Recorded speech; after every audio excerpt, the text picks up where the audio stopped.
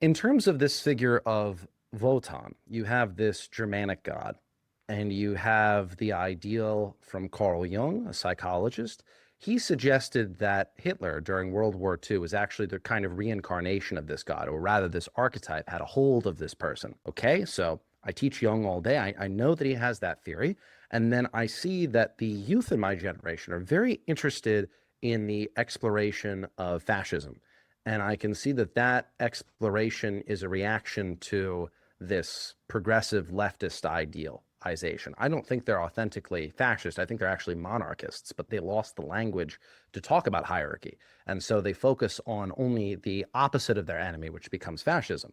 Now, I'm not interested in this philosophy in of itself, but I can see that the youth consistently post about this idea. They call themselves Generation Zyklon, for example, which is very funny to me.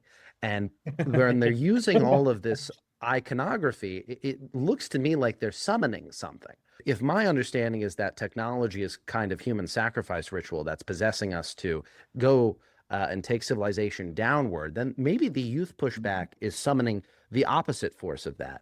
And Yeah. if they're related to this figure of Hitler, and the idea of Hitler is he's not a person, he's an archetype of Wotan, well, then it goes to show that the Americans may be summoning their own version of Wotan. Now, Wotan in itself, you would probably, if you're a viewer, you would know him by the name of Odin.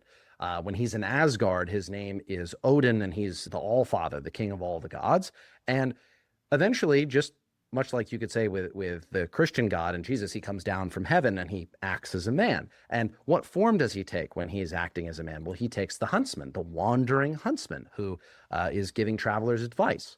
And I think, well, isn't that the most American thing you can do? Be a wandering frontiersman, hunting your own food and being self-sufficient. And I was thinking, well, I suppose that the youth are actually summoning that figure, one who is so triumphantly self-sufficient that he can wander away from this leftism and then these cities, and he can go his own direction because of the quality of his own superiority.